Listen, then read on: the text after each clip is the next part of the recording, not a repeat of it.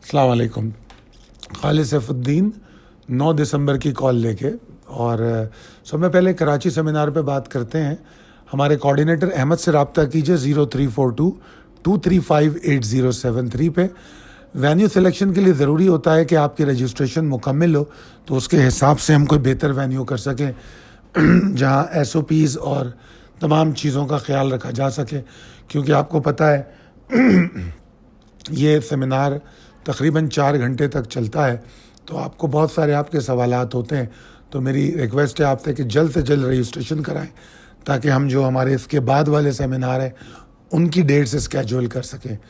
तो बहुत शुक्रिया। अच्छा, आगे चलते हैं। आज के सेशन को देखें तो आज हमारा टारगेट अचीव नहीं हुआ, fail to achieve the target. I am sorry.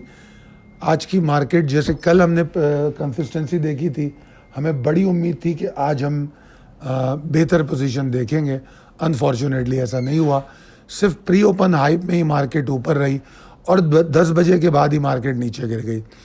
हमारे लिए इम्पोर्टेंट 44,024 था, जहाँ से मार्केट ने आगाज़ किया, कि कम से कम मार्केट को फिर उसके ऊपर ही रहना चाहिए था, मगर हम 44,264 का और 56 का जो टारगेट था वो हम अचीव नहीं कर सके।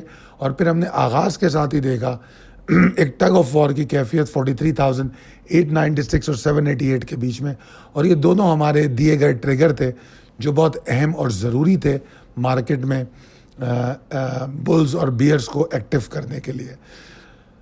जो लो था वो बड़ा एक्यूरेट था, क्योंकि 43,686.20 के नीचे एग्रेशन ऑफ बियर्स की पॉसिबिलिटी बताई गई थी, तो वहाँ तक तो वो नहीं गया। तो जो प्रिवेलिंग ट्रेंड को लेके उम्मीद थी वो नाकाम हो गई। 896 के बारे में ख़ास तौर पे कहा गया था कि 43,896 के ऊपर इसको सस्टेन करना है, सिर्फ टेस्ट नहीं करना। तो लिहाजा मेरा ख्याल है कि हमें आगाज़ से कुछ समझ आ रही थी कि होने क्या जा रहा है।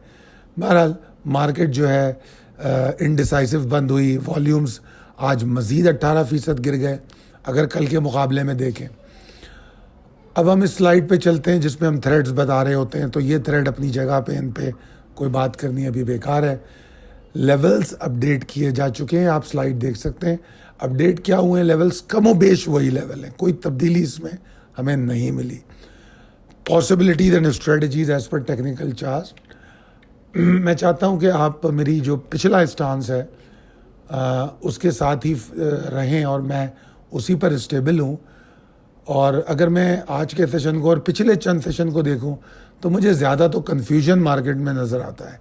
ऐसा लगता है कुछ छुपी हुई ताकतें जो हैं वो सपोर्ट होल्ड करने की कोशिश कर रही हैं। तो अगर ऐसा है, मैं ऐसा सही समझ पा रहा हूँ, सही फील कर पा रहा हूँ, तो फिर ऐसी सूरत में होता ही है कि जब सपोर्ट टूटती है तो प्रेशर बड़ा हो जाता है। तो 500-600 पॉइंट कोई बड़ी बात नहीं होगी। और अगर तो ऐसा नहीं है, अगर मैं गलती पर हूँ कि कोई हिडन सपोर्ट नहीं मिल रही या आर्टिफिशियल मोमेंटम नहीं बन रहा, तो फिर ठीक है, मार्केट नेचुरल अंदाज में चल सकती है। मगर बहरहाल, जिस तरह मैंने कल स्क्रिप्ट कॉल में ये कहा था कि भाई सिचुएशन तो स्केरी है, ट्रिकी है, बेहतर है कि अगर आप 50% लिक्विडिटी पे भी है तो पीछे हट के बैठ जाएं, 2-4 दिन मार्केट को ना देखें। हालांकि कल मैंने आपको कुछ बाय कॉल्स दी थी, 4-5 प्रायोरिटी कॉल्स दी थी, मगर उसमें से 1-2 के टारगेट भी अचीव हो गए।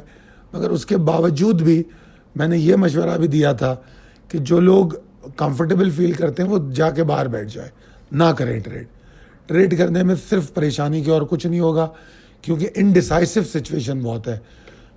उसी बात को रिपीट किया है।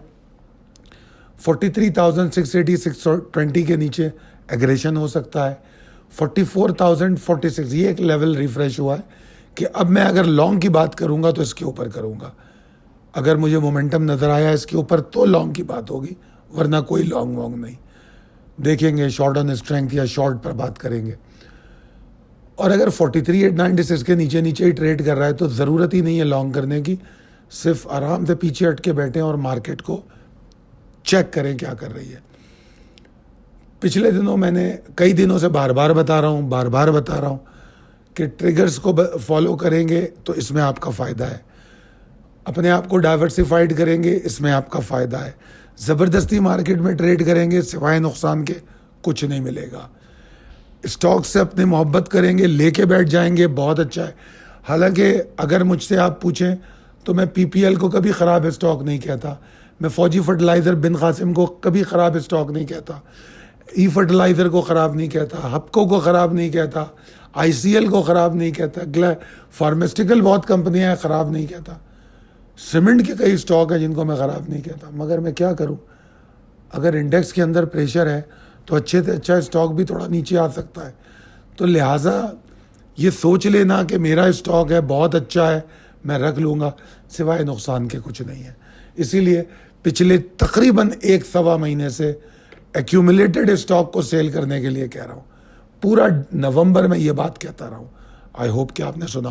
बहरहाल दुआ करूँगा आप कामयाब ट्रेड करें और सोचिएगा कि आप और मज़ीद कौन सी मार्केट में ट्रेड कर सकते हैं। बहुत शुक्रिया, अल्लाह हाफ़िज़।